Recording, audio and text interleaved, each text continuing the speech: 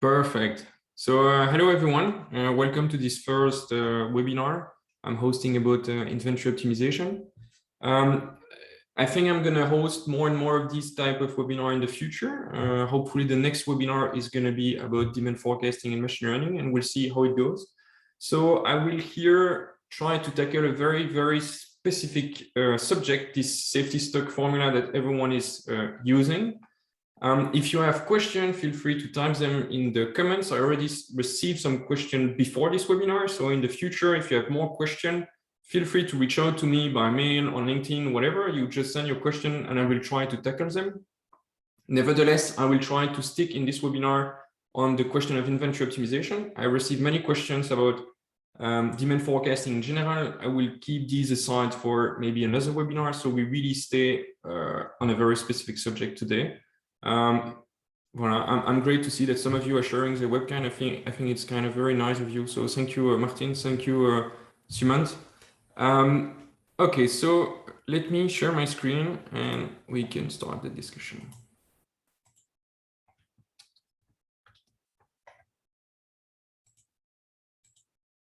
Perfect. So you should see my screen. If not, please just let me know. No one is typing anything, so I guess it's fine.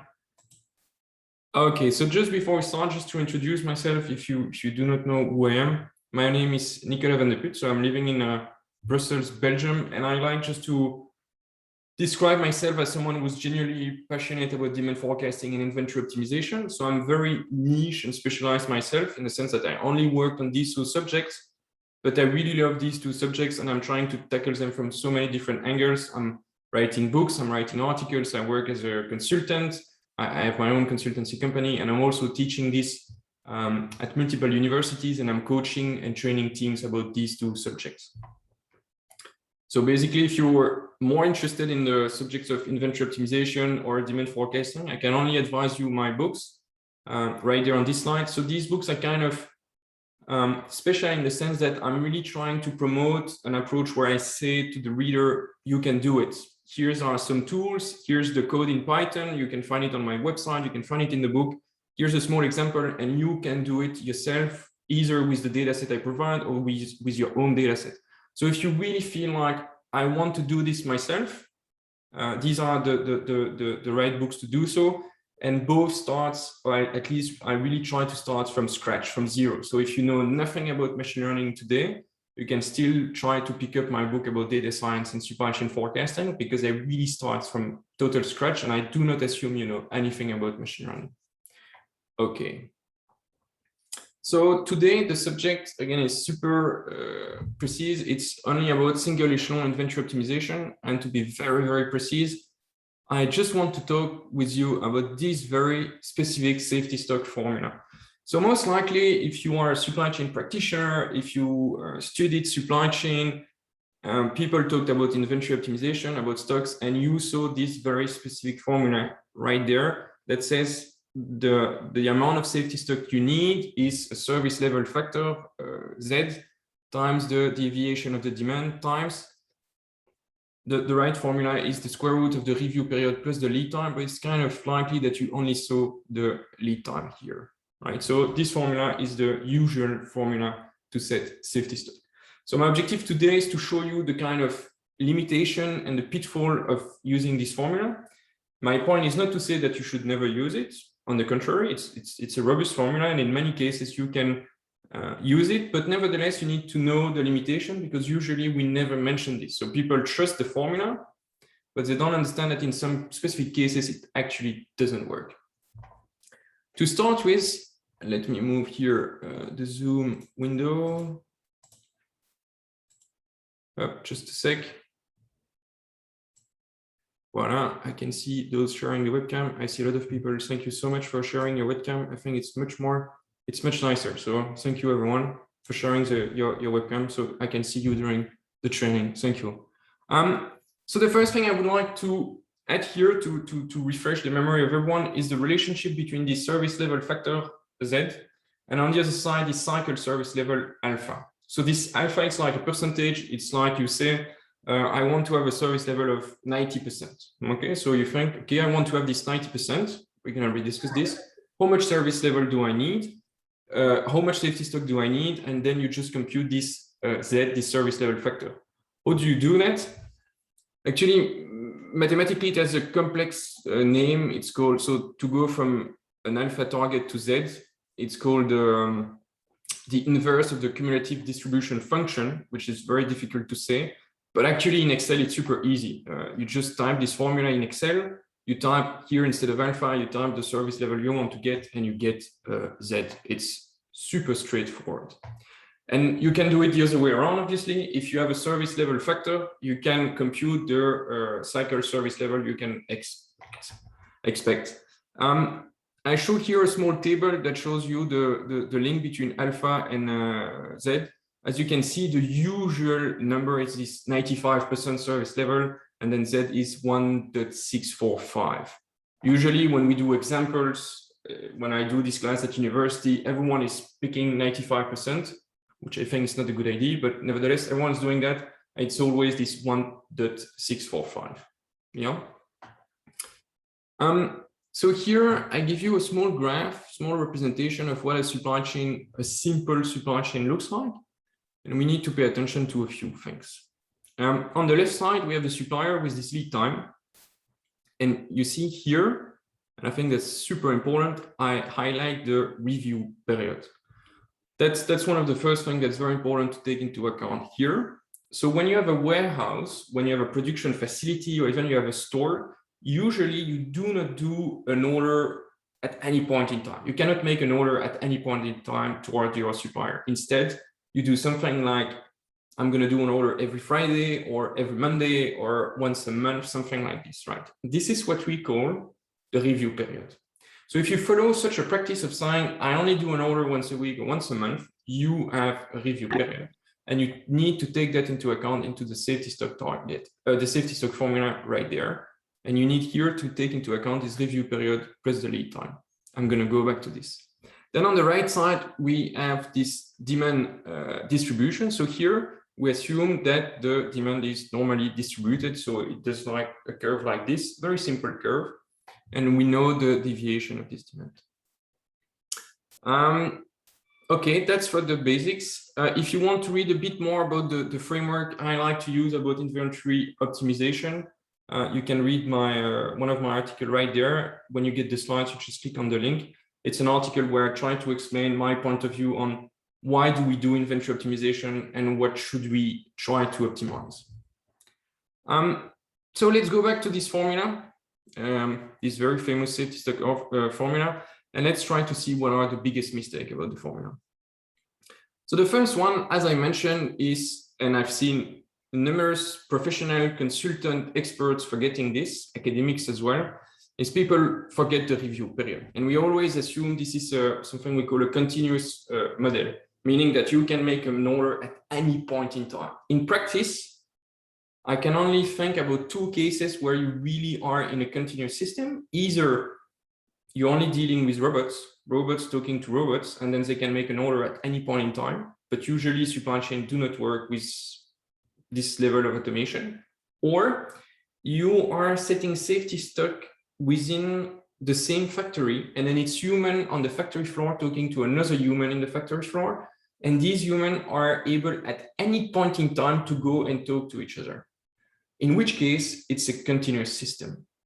Now, I think I can safely bet that for at least 95% of you, you are not in these two situations. So it means that you do an order or an order of deployment in an ERP once a day, once a week, once a month. Okay, if you do such a thing, it's very important to add this time here. Moreover, you have different timings that needs also to be added to this formula. So I just highlighted the review period. You might also include the production frequency.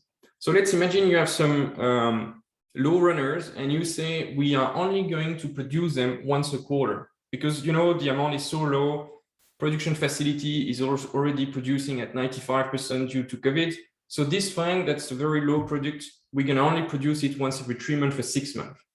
By saying such a thing, you are kind of creating an artificial lead time, and you should, into your safety stock formula, take into account the fact that once you produce it, next time you're going to do a production batch, it will be in 6 months. So you need to be protected over this horizon. Okay. Moreover, a lot of things, something that we see quite often is a frozen period for production. So if you have a production plant, usually you have some kind of a frozen period and you say, well, we can make a new order to the factory, but the planning of the next 2 to 4 weeks is frozen, or even 6 weeks. So it also means that you create kind of a fake lead time. And when you plan production, you need to plan 4 or 6 weeks ahead. By saying, okay, for the next 4 to 6 weeks, we cannot change what has been planned, you're basically creating a fake lead time. And then you need to have more safety stock, right? Because if anything happens here, you cannot change what has been planned anymore. And it means that you basically need to have more safety stock to be protected against whatever could possibly happen over 4 to 6 weeks. To put this differently, if today you're coming to this webinar thinking, Nicolas, my objective is to reduce safety stock. We have too much stock at my company. Reducing the frozen periods will allow you to reduce the amount of safety stock. So actually reducing the frozen period is a very easy way to reduce the requirement of safety stock, to reduce the level of the amount of safety stock you have. So my advice is, one of the first things you can look into is, can you possibly reduce this frozen period? Okay. A last point here, it's the planning time. And it's basically the time once something has been produced, it's the time you need to plan a truck to ship it to another location. I had this at the previous client where basically they needed 1 week to plan the shipment out of a factory plant to the local warehouse because of the time it takes to align all the trucks and the truck's driver and the picking and the shipping and so on. It took them 1 week. So you're just creating a lead time. To conclude this slide, I would like to highlight the kind of confusion that exists with lead time. So as a consultant, I often start my discussion with my client asking questions such as, what are your lead times? Can you describe me your supply chain and all your warehouses? And can you tell me the lead times from one warehouse to another? And usually people would say something like, let's imagine it's in Europe. They say, we have a plant in Poland and I have a warehouse in Spain. Okay, so what's the lead time from this Polish plant to this Spanish warehouse? Nicolas, it's very easy. We send a truck and then it just takes 2 days or 3 days to drive to Spain. Perfect. Okay, so lead time equals 3 days. Actually, that's totally wrong. You need to push this a bit further and to ask some more questions. So a question would be, okay, so 3 days of lead time. So it means that if today on Friday you call your supplier, you're going to get a delivery on Monday, right? Ooh la la, no, Nicolas, we can only call the supplier on Wednesday. Okay, so you can only do an order once a week. So you have this review period of 1 week. This we know already. So it's 1 week of review period and 3 days of lead time. So I say, okay, so if we call them on Wednesday, we get the delivery on Saturday, right? No, because we call them on Wednesday, but then they start to do the planning on Monday. Okay, so actually it's a 1 week review period, and then it's 4 days of planning, and then it's 3 days of transportation time. You see, so when you start talking to your client, to the supply chain people, the logistic people, and you ask them question about the lead time, actually we need to push this discussion and to give them example, ask them for example, until you really are sure that you know the production frequency, the frozen period, the production time, and so on and so on. Okay. Great. Let's move on to the next thing that we need to pay attention to. So this safety stock formula is assuming that the demand is following a normal distribution function. Okay. So first point is, why do we always assume that we follow a normal curve? Actually, it's only because of simplicity. The normal distribution is super simple. Mathematicians love it. We exactly know how to add it to another one, how to multiply it, how to analyze everything out of it. So it's super easy, super simple distribution. So we like to approximate everything with this normal distribution function. Now, this formula here is basically assuming that your demand looks like this. So it's assuming that if you say, I forecast the demand to be 100 pieces, it's assuming that you have kind of a high probability to be in between, let's say 70 and 130 pieces, but also it's assuming that it's equally probable to have, equally likely to have something higher than 100 or something lower than 100. you see it's perfectly symmetrical around 100. These are, I would say, the main assumption of this normal curve, right? Now, in practice, me, or at least my clients, they have a demand that looks much more like this. So it is not normal, it's very skewed, meaning that you have a high probability to have a value that's relatively low, and then a small probability to have something very high, right? So you see that you have this kind of skew there to the right, and then the demand is definitely not normal. Is this a bad thing? Yes and no. If you aim for a relatively, I would say, traditional service level target like 80 to 95%, you have an impact here. You might be wrong by 1 or 2%, but it's not so bad. Now, if you want to make, if you want to have safety stock to have a service level of 99.9%, like you really aim for this 99.9%, then the difference between the normal distribution and the real life demand distribution might be huge, right? So it's an assumption that I'm fine to take as long as you don't aim for extreme service level target. But if you start to say, I really want to go to this really 100%, then we might need to go from this normal distribution to the real demand distribution. You have another case where actually, and it's not what we see on the screen, but I had this many times, that if you try to fit a normal distribution to real life, to the real data, the standard deviation and the variation of the demand seems to be too big. So the normal distribution is assuming like a very wide variation, whereas in practice, the demand is always in between, let's say 0 to 100 units. But as you force to fit a normal distribution to this, you start to say that you need 300 pieces of safety stock. Whereas in practice, you've never seen an order higher than 100 units. In such cases as well, this assumption of normality is not working anymore. Okay, so to recap, first thing to pay attention to these lead times, review period, and planning time. Second thing to pay attention to, this assumption of normality that in most cases is wrong, but only for a few sub cases, it's really an issue and you should pay attention to it. Another case I forgot is the case where you have a very low demand. So if your demand is in average 0, 1, 2, 3, 4 pieces, you will not be able to fit a normal curve to such a very low item, low volume product, because you will also forecast that you get or assume that you can get negative amounts. It's totally wrong. So for low volume item, this normal assumption is actually totally wrong. It means, to go back to this, it means that for low volume item, you cannot use such a formula to assess how much safety stock you need. Okay, here's the third thing, and I think it's one of the most important to remember. So you remember that when I show you the formula, I said, okay, this formula is aiming for something called the cycle service level. In practice, no one is using the word cycle. Everyone is just saying service level. I want to have a service level of 95%, right? I have never heard anyone saying, I want to have a cycle service level of 95%. Nevertheless, this formula, when you compute this Z here, it's aiming for something called the cycle service level, okay? Let me show you what this is. So usually, if you track in a supply chain the service level, you will most likely track something like this. For example, the probability that you run out of stock or something during, let's say, a day or a week. So if you say 90% service level, it means that during a normal day, you have 90% of chances to have enough inventory, okay? And it's measured day by day. Another way to measure service level would be to say we're going to compute the fill rate, which is the ratio between the number of people that make an order and the number of orders you could deliver in time, right? That would make a lot of sense to compute the service level like this. Finally, you can also track the order fill rate or the on time in full and things like this, right?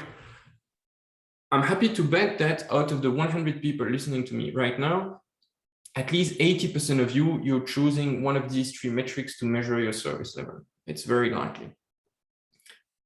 I am not saying that if you do something else, it's wrong. Actually, you can have so many different ways to track service level. But there is one way of tracking service level that is extremely unlikely that you're doing. Let me show you the last one. Last one, the cycle service level, is the probability of not stocking out during an order replenishment cycle. It is a very, very weird KPI. Let me give you an example of what it means. So if you have a supplier and you say, I'm going to do an order once a month, so on 1st of January, 1st of Feb, 1st of March, I'm making an order. The cycle service level is the probability that within a month, you do not run out of stock. Now you have to imagine that you don't have just one product in your supply chain. You most likely have 1,000, 10,000, 100,000 products. All of them have different lead times, right? Some of your suppliers you do an order every day. Maybe it's an internal factory. Some of your suppliers every week, every 2 weeks, every month. Maybe some product you only order them every 6 months. So it means that when you say, I want to have a cycle service level of 90%, for some item, it means that the probability to run out of stock during a day is 90%. Whereas for some other item, it means that the probability to run out of stock over 6 months is 90%. It's the probability of not stocking out in 6 months is 90%. So it means that depending on the lead time and the order cycle, this definition is totally different. Basically, you should be thinking right now that it does not make any sense. And it doesn't really make any sense. It's not a KPI that you should be tracking in your supply chain. But what's very important to understand here is that this safety stock formula with this Z here, computed as I've shown 3 slides earlier, is aiming for this very specific thing. In practice, it means that if you have different lead times with different order cycle, the same service level target means different things, which is really an issue. Now you could also be thinking, okay, Nicolas, I seem to be a bit like trapped here. How come that everyone is talking about the safety stock formula if in the end, this is not the KPI or the metric we are tracking, and on top of that, it doesn't make so much sense. Like, why do we even do this? How come that I saw this? You can find it on Wikipedia. If you go to university, you're going to find this very specific formula. You follow a training online, you're going to find the same formula. So why does everyone follow this formula if it's not tracking the right thing? Again, it's the same answer as before. We use this formula because it is easy. If you want to optimize, for example, the fill rate, which is the thing right there, which is a much, much better KPI, the formula gets very complex. Right? If you want to optimize for example, wait, I'm a bit stuck with Zoom here. Just a sec. Voila. If you want to optimize for the order fill rate, I'm not aware of any formula that can help you to optimize the order fill rate. If you want to optimize for the period service level, so the probability of not stocking out during a day, which I think it's a very good KPI, I'm not aware of any formula that can do that. Right? So if you want to go for these kind of real useful KPI, you cannot use such a simple formula to find how much safety stock you need. You can only use some simulation or some custom simulation. That's the only way for it, right? So, and it's something we always see with inventory. You have this trade-off between being, I would say, business-wise being useful, doing the real business thing that you need to do, and doing something simple enough so that you can still understand what you're doing. Right? And we always have this trade-off. It's just super important to understand the kind of limitation and assumption that we take. Okay? If by any chance you're really curious on how to make a formula for this item fill rate, so I said the math is more complex than just this formula right there, but it is in my book. So if you get the book, you will see how to compute the fill rate and how to optimize the safety stock for the fill rate. Okay? I said, you don't have any formula for the period service level. You don't have any formula for the order fill rate. Instead, you have to do simulation. Let me move on to the last point. So I like to define an inventory policy as something that only replies to 2 questions. How much do we need to order and when do we need to make an order? Okay, you have 2 main types of policy. The first one is this what we call a periodic review policy that basically says on a fixed period in time, like every Friday, every Monday, once a month, you're going to order up to a certain level of inventory. So for example, you could say, every Friday, I'm going to go to the supermarket and I'm going to buy milk so that I have 3 liters. Okay, so if today is Friday, I have 2 liters of milk in my fridge, I'm going to go to the supermarket and buy another liter. Perfect. I have 3 liters. I'm happy. That's policy type 1. Policy type 2, it's this continuous policy. I say when I have less than this in my inventory, I'm going to make an order of a specific amount. Okay, so for example, it works really well with a printer. If you have less than 10% of ink, you say, okay, you get this, this red LED that says, okay, I don't have enough ink, you need to buy some more. You go on Amazon and you buy a new cartridge. That would be more or less this kind of policy. Now, if you look again at trainings, at books, at Wikipedia, you're going to find formula for these two kind of policies. Now, in practice, it is very, very likely that you have something in between. That's something like every Friday, I'm going to check how much milk I have. And if I have less than 3 bottles of milk, I'm going to go to the supermarket and buy 6 of them, right? So for example, if you manage a production facility, you would say, every month, I'm going to review my inventory level. And if I have less than 5 tons of this, I'm going to do a production batch. And a production batch is 2.5 tons. Okay, so you think in terms of production batch. And on top of that, you are thinking in terms of weeks. And you only check this once a week. And once a week, you decide to run a production batch, yes or no. Okay, so we get into this in-between policy. Let me check. Yeah. Now, again, you might be thinking, okay, Nicolas, that's great.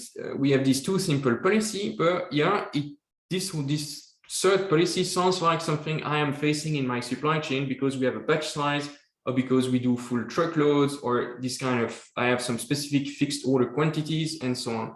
So why don't we know the formula for such a policy? Again, we do not use a formula for such a policy because it's too complicated or even it simply does not exist.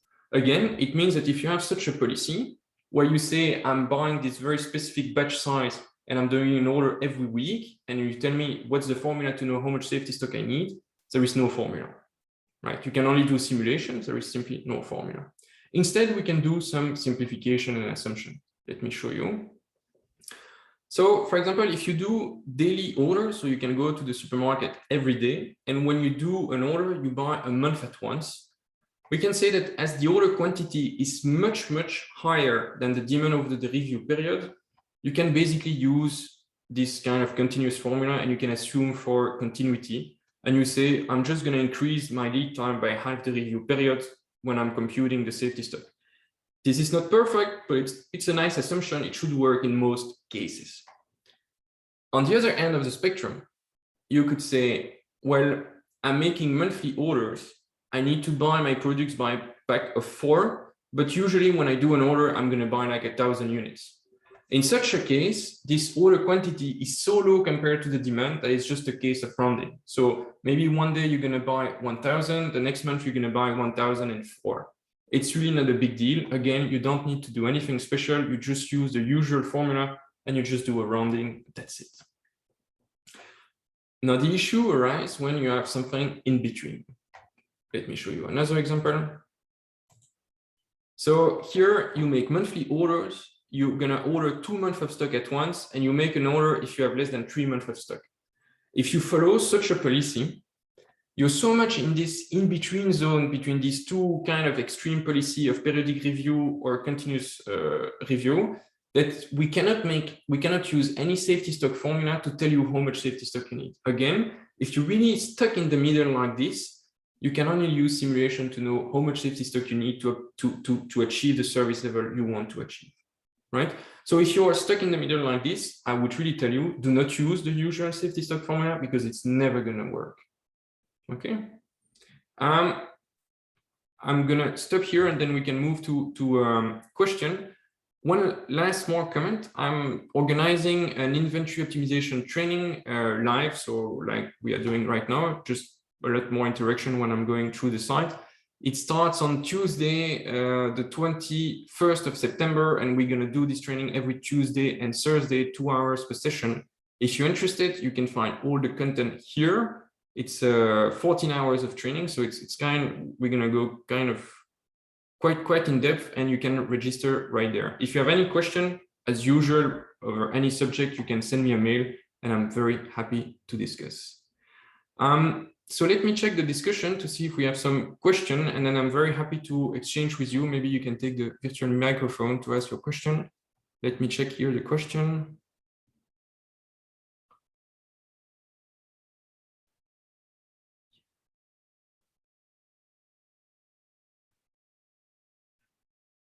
Alors, let me answer this question. So first question concerning the lead time. Here, so you're totally right. So you really need to compute the actually, I like to call this the risk horizon because the word lead time is so confusing, and that's the one I'm using in my book, and that's usually the term I am using. I'm talking about the risk horizon rather than the lead time.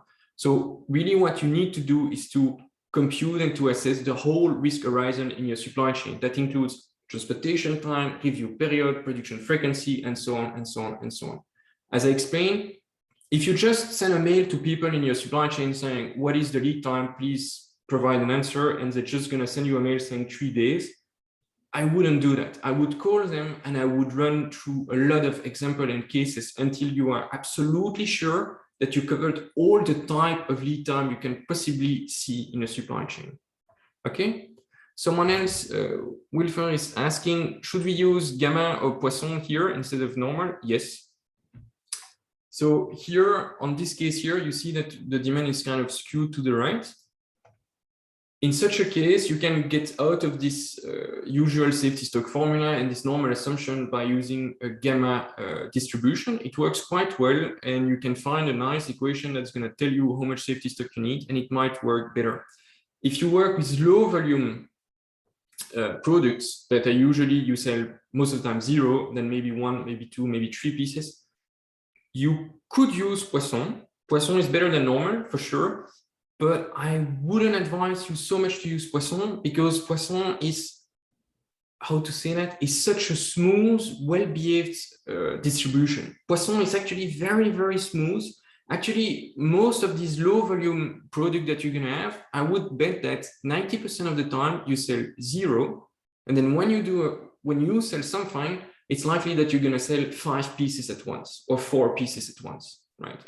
So Poisson does not describe this so well. So again, if you face such a case, I would, and you want to be serious about the optimization, I would get out of Poisson and normal distribution and whatever, and I would go for custom distribution, okay? So someone is asking if I can send the slides directly to the mail. So it's important when you register to the webinar to give your mail address, because otherwise it's impossible for me to track that. So if you really want me to send it to a specific email address, you need to send me a private message on LinkedIn. Okay, let me go through the other question.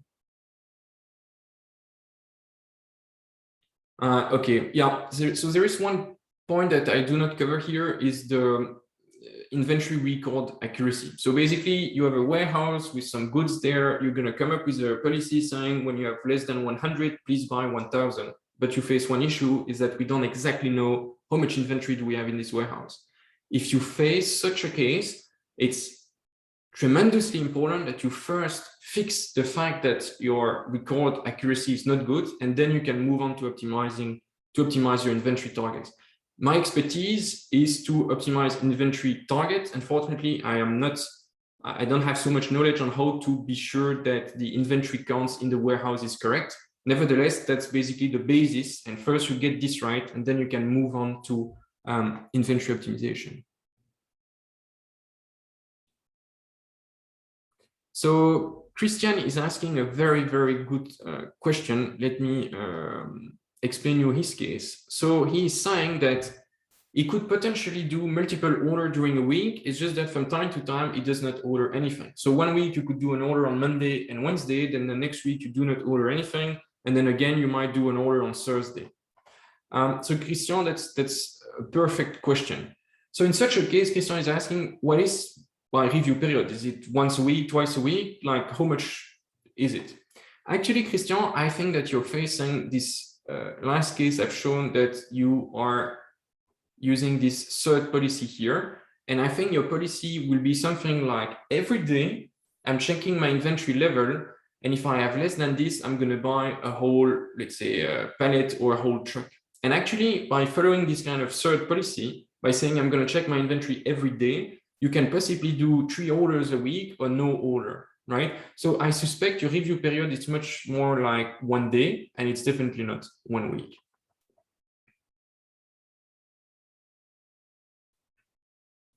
Okay, I get a nice question here from Luis. Let me move back in the slides and give you this question. And someone also asked a similar question by mail. So in the formula here, you see we have the standard deviation of the demand, right? So we are always assuming that the demand is following this normal distribution function with a specific mean and a specific standard deviation. Like we sell in average 100 pieces per week with a standard deviation of 25 pieces. And this is the 25 that goes into the safety stock formula. Now, it's highly likely that actually that's not how we do it. Instead, what you get is we forecast the demand to be 150 pieces, and in average, we have this much forecast error. Okay, this is very likely to be the case on how your supply chain is running. If you face such a thing, actually, you need to change this standard deviation of the demand by the root mean squared error of the forecast.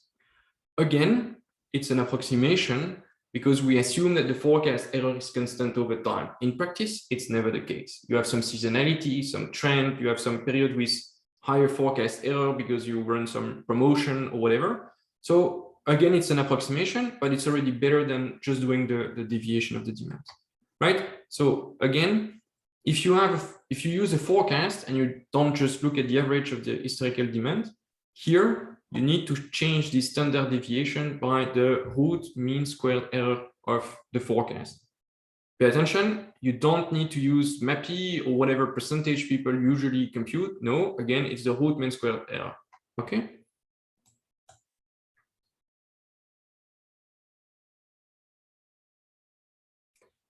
Okay, I see a question from Ryan here. How much data do I need to assess the safety stock targets?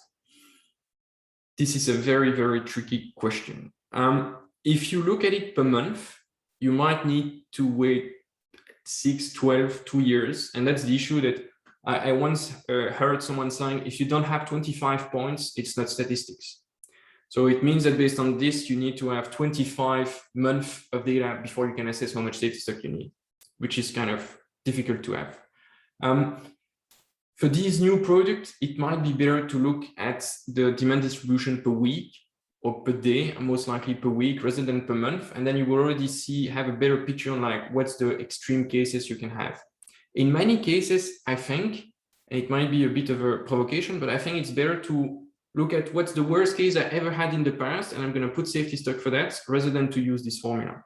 This kind of worst case scenario, it's a bit of a very simple rule that doesn't require any math, any formula or anything. But in many cases, it might be as good as looking at the formula to compute the safety stock. So if you have something new, you could just as well look at what was the worst case in the past. I'm just going to put safety stock for that. It might work really well. Let me go back to the questions.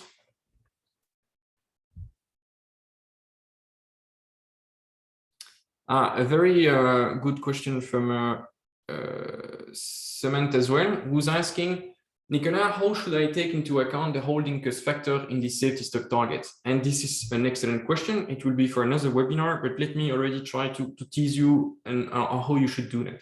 So see that here, the safety stock formula is only using one input, and the input is how much cycle service level do you want, right? So you come and you say, I want to have a cycle service level of 95%. Okay, great, 95%, that's here. So that's a Z factor of 1.645. So here it will be 1.645.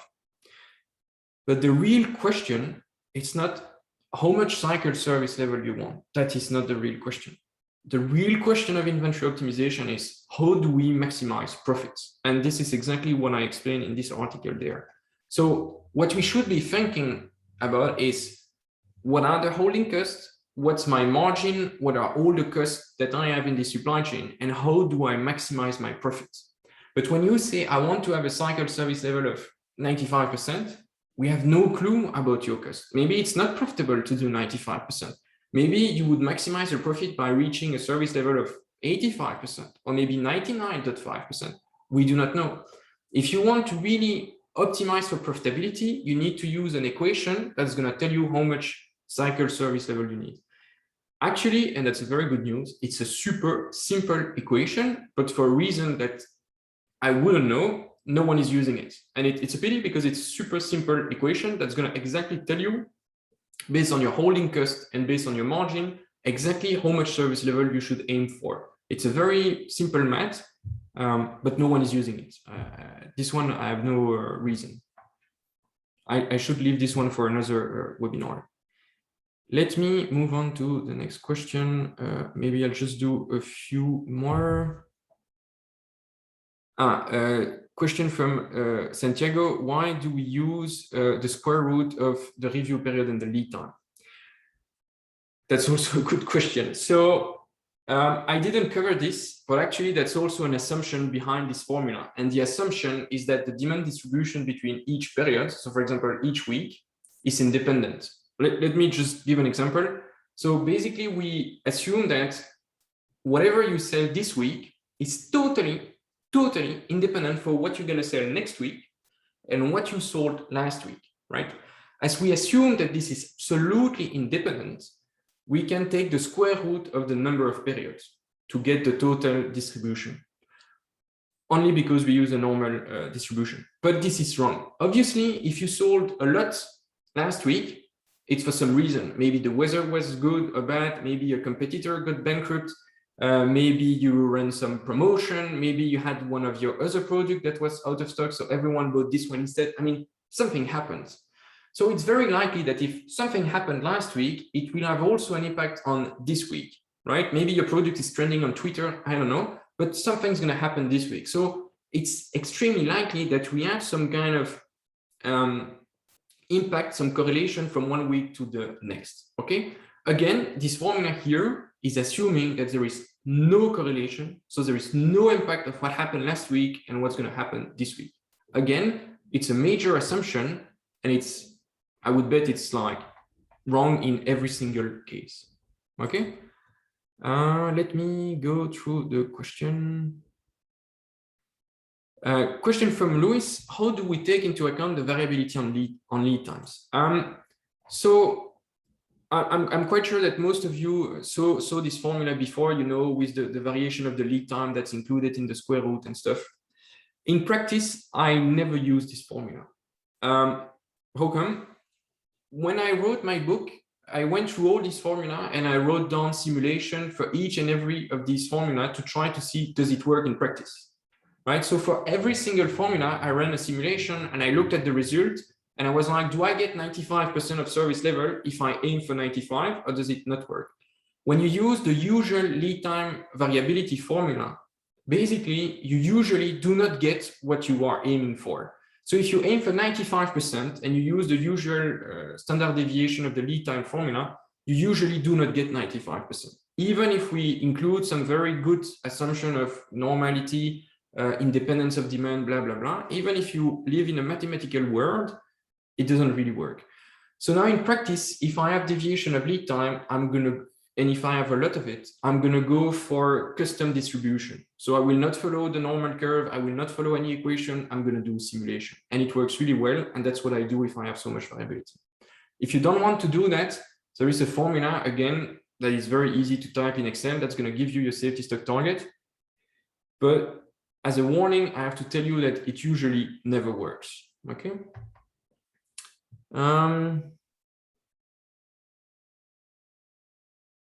Okay, how do you cycle that? I'm reading the question of Ravi Jan. How do you arrive at the cycle time for vendors who have fixed order quantity?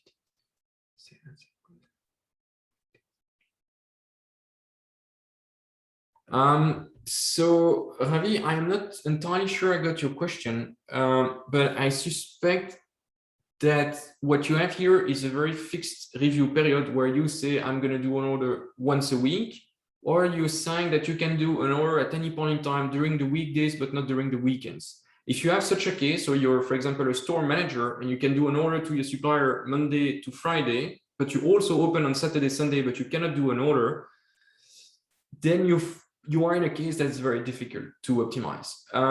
Most likely, you will have to run two different policies. One policy that's going to work from Monday to Thursday, where you know that the risk horizon is 1 day. I mean, you can always do an order tomorrow. And then to optimize for Friday, you will have to use another policy that says that your lead time is 3 days. So maybe there you could be safe by doing two different policies. But I have to say, Ravi, this is not an easy case. Vikram is asking a question about the pharma products. Pharma is very, very special because usually in the pharma industry, you have huge margin with very low holding cost. Basically, the products are very cheap to produce, but the margin might be higher than 90%, even 99%. So basically, in the pharma industry, people tend to have piles and piles and piles of safety stock up to the point that it is beyond any equation. So they basically keep 6 months of safety stock and they have a service level of 100.0%. So usually my experience with pharma companies is that we are beyond the formula and they don't need inventory optimization anymore, because also you have this kind of a regulation that says in some country that they are forced to keep 3 or 6 or 9 months of inventory. So they cannot even possibly change it. Question from Daniel.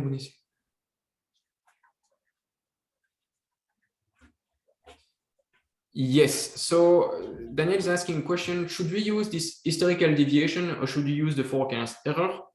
Let it be clear, the best practice is to use the forecast error and not the historical demand deviation.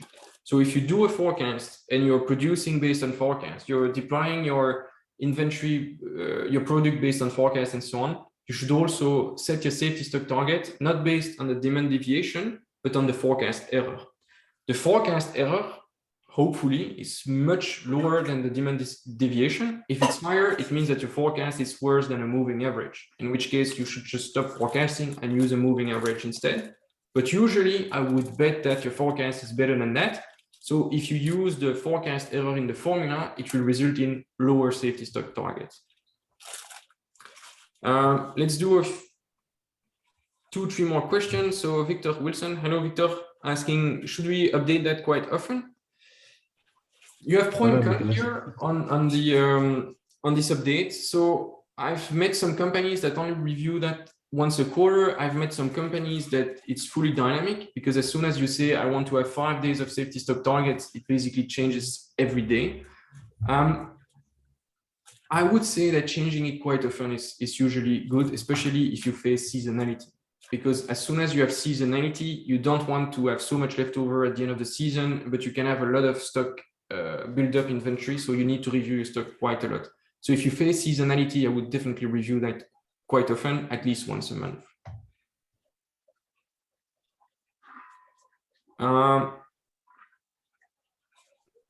So I'm gonna reply the last question from Sachin and then move to the one from Siddharth that's gonna introduce maybe another webinar. So Sachin is asking, should you use the standard deviation per week or per month?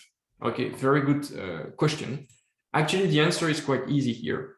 If your lead time is 1 week, 2 weeks, your review period is a few days, you should basically compute the forecast error or the demand deviation at the same level. If you have a lead times of 3 months because you're doing order overseas, from Europe to Asia, for example, I would also compute the forecast error per month or the demand deviation per month. Now, if you have a supply chain in a single country and the lead times, the review period is a few days in between all these warehouses, I would look at the demand deviation over a few days. Try to align the lead time periodicity and the review periodicity with the demand and forecast error aggregation. That's basically the best practice. So last question from Siddharth asking, should we better forecast demand per weekly buckets or monthly buckets to maximize forecast accuracy? This was a webinar about inventory, but I'm glad to answer a question specifically about forecasting. So it's an excellent question, and there is no rule to know in advance which is the best. Instead, as a scientist, as a supply chain data scientist, I would advise you do both.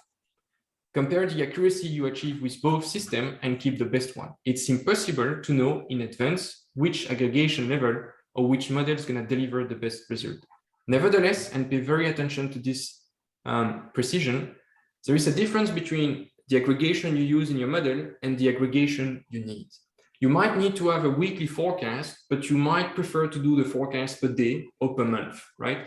It doesn't really matter in your model if you use daily forecast, weekly forecast, or monthly forecast, as long as you compute the forecast error per week, because you need to have a good weekly output, okay? So if you do not know which level to use, try out different level of aggregation as long as you compare all of them on the same level of aggregation, and that needs to be the one that is the most useful for you.